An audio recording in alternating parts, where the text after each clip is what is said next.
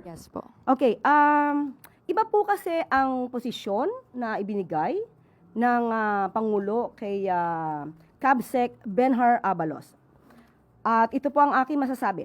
Cabsec Benhar's appointment is the President's way of redefining the Cabsec position, pursuant to his authority to reorganize the executive branch, particularly the Office of the President. And second, plenary power to appoint. The President has the plenary power to appoint.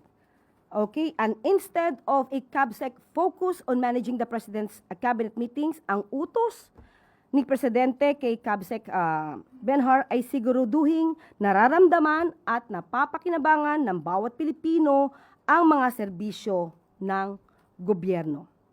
And as CABSEC, President Marcos Jr. also directed him to go around the country to represent him and call on the cabinet members to help address the concerns of the public. All these tasks are embodied in CABSEC Benhar's terms of references attached to his appointment. And so different po ito sa position ni Sec. Lagdameo as Special Assistant to the President. Yes, iba po ito. And ma'am, last question, sorry. Was Sec. Abalos considered for any other positions? Wala po. Ito po ang ibinigay sa kanya dahil makikita niyo naman po na ang tiwala ng Pangulo kay CABSEC Benhar Abalos ay buong-buo.